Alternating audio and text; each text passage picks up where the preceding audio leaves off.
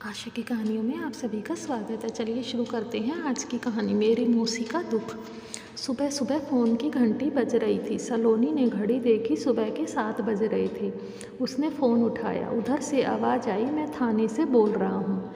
एक स्त्री रेल से कटकर मर गई है। उसके फ़ोन के लास्ट डायल में आपका नंबर था, इसलिए आपको फ़ोन किया। सलोनी सोचने लगी, कल रात तो सिर्फ मौसी से ही बात हुई थी। बेहद उदासी भरी हताश सी बातें कर रही थी। कल जो कुछ उनके साथ घर में हुआ बता रही थी। आवाज़ में भी बहुत कमज़ोरी थी। लेकिन सलोनी थकी हुई थी, इसलिए उसने कह दिया, मौसी कल शाम घर आकर आपसे आराम से बात करती हूँ। यह सब सुनते ही सलोनी जल्दी से थाने भागी। लाश मोर्चरी में रखी हुई थी। उसने मौसा जी को फ़ोन किया, जो 2 साल पहले ही रिटायर हुए हैं। मौसा जी को तो जैसे उसकी बात सुनकर सांप सा सूंघ गया हो। मैं आता हूँ कहकर उन्होंने फ़ोन काट दिया। सलोनी सामने पड़ी बेंच पर बैठ गई। उसकी आंखों से आंसू बहने लगे। मौसी उसकी माँ की लाडली बहन थी और उनकी माँ से 7 साल छोटी थी। सलोनी भी मौसी के दिल के बहुत करीब थी। बेंच पर बैठे बैठे सोच में डूब गई कि माँ बताया करती थी, जब उनके जन्म के बाद मौसी पैदा हुई तो सबको बहुत खली थी, क्योंकि सबको लड़का चाहिए था। उनके होने से पहले लड़की का पता चलते ही कई गर्भपात कराए गए थे। इस बार लड़का होने की रिपोर्ट पर ही बच्चा पैदा किया था, लेकिन लड़की हो गई। ये घर में किसी को भी बर्दाश्त नहीं हुआ और घर में तो मातम सा छा गया। उन्हें कभी माँ बाबूजी का प्यार तो मिला ही नहीं, बल्कि छोटी छोटी गलतियों पर पीटा जाता था। मेरी माँ पहला बच्चा थी, इसलिए उन्हें सबका लाड प्यार मिला। बाद में कई गर्भपात के बाद छोटा भाई होने के बाद तो उनकी हालत और ख़राब हो गई। इस तरह से नौकरानी वाली हालत हो गई। स्कूल तो भेजा गया उन्हें, पर पढ़ाई पर कोई ख़ास ध्यान नहीं दिया गया। स्कूल जाते वक्त काम, स्कूल से आते ही काम। बस मेरी माँ ही थी जो उन्हें बहुत प्यार करती थी। माँ बताती थी, एक बार मौसी ने भूख लगने पर भाई के लिए रखा हुआ केला खा लिया। उस दिन तो उनकी वो पिटाई हुई कि दुखी होकर मौसी गेहूं में रखी सल्फास की गोलियां खाने लगी थी। वो तो माँ ने देख लिया, इसलिए उन्हें बचा लिया गया। माँ की शादी के बाद तो मौसी की हालत और बदतर हो गई थी। 16 साल की उम्र में ही उनकी शादी भी कर दी गई। पर यहाँ पर भी मौसी के दुर्भाग्य ने पीछा नहीं छोड़ा। तेज तर्रार सास और विधवा बहन के इशारों पर चलता था उनका पति। दिन रात उनकी सेवा में जुटी रहती। मुंह से आवाज़ तो उनकी कभी निकलती ही नहीं थी। मायके वालों ने भी शादी के बाद उनसे कोई मतलब ही नहीं रखा। बस कभी कभी मेरी माँ से मिलने आ जाती थी और अपना दुख दर्द बांट लेती थी। तब पास में बैठकर मैं भी सब बातें सुनती रहती थी। बातें तो इतनी समझ में नहीं आती थी, पर मौसी के आंसू अच्छे नहीं लगते थे। अपने हाथों से उनके आंसू पोंछ देती थी और मौसी मुझे गले लगा लेती थी। बहुत प्यार करती थी मौसी मुझे। माँ बताती थी, एक बार फिर मौसी ने जुल्मों से तंग आकर जान देने की सोची, तो उन्हें पता चला कि वो गर्भवती हैं। उस दिन से वो खुश रहने लगी थी। उन्हें यही लगने लगा था कि अब कोई उनका अपना आने वाला है, जो उनका उद्धार करेगा, उनको समझेगा। और फिर वरुण ने उनके घर जन्म लिया। अब उनकी ज़िंदगी खुशियों से भर गई थी। अब उसे सास का व्यवहार, पति की बेरुखी और नंद की मनमानी, अब उन्हें कुछ भी बुरा नहीं लगता था। वरुण के 3 साल बाद बेटी वंदना भी पैदा हो गई। अब तो मौसी अपनी खुशी में मगन और दूसरी दुनिया में ही रहने लगी थी। बच्चे पढ़ने लिखने में अच्छे निकले।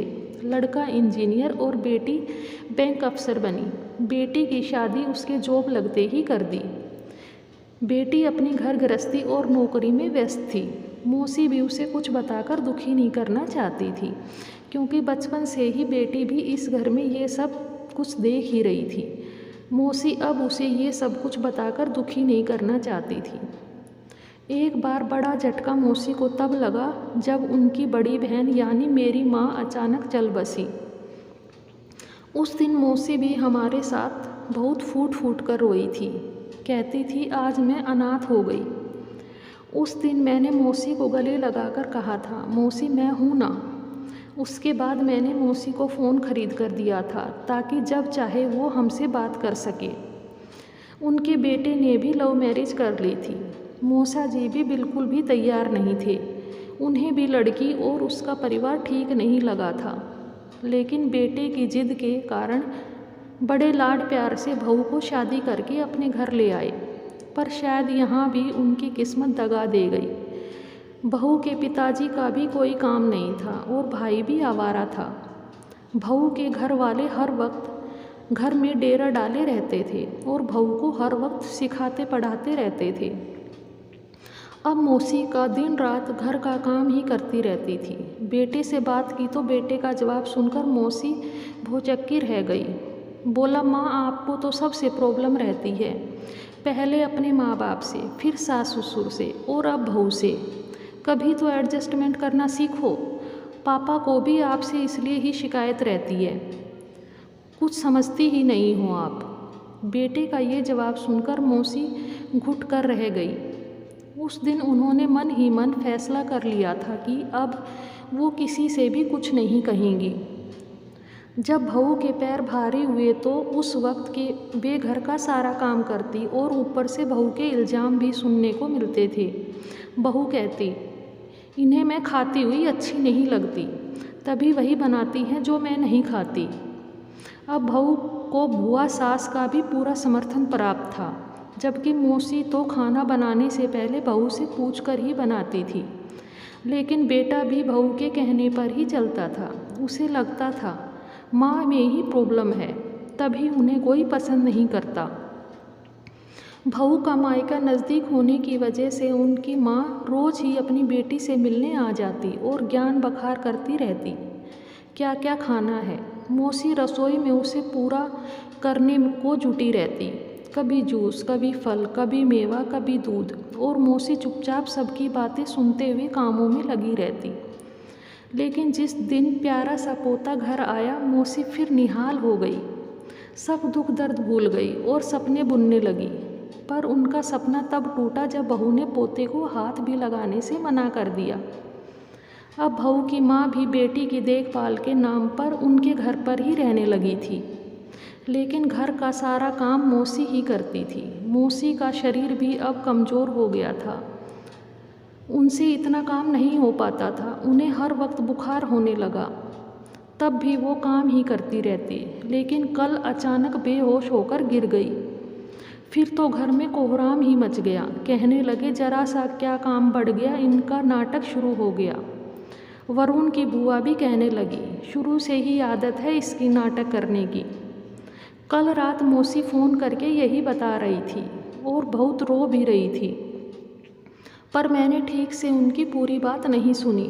सोचा कल जाकर खुद ही मौसी से मिल लूँगी और पूरी बात भी पूछ लूँगी। लेकिन लगता है कल रात ही मौसी ने ये कदम उठाने का मन बना लिया था। उनकी लाश लेकर घर आए तो बुआ, बहू और उसकी माँ कह रही थी, कुछ करती तो थी नहीं और रेल से कटकर बदनामी और दे गई। बस कुल का नाम बदनाम करके चली गई। घर के लिए बस अभिशाप ही रही है। उन सब की बातें सुनकर मन बहुत ख़राब हो गया और मैं अपने घर आ गई। आपको मेरी कहानी कैसी लगी प्लीज़ कमेंट में बताना। मेरे चैनल को लाइक करें, शेयर करें, सब्सक्राइब करें। Thank you, thanks for watching.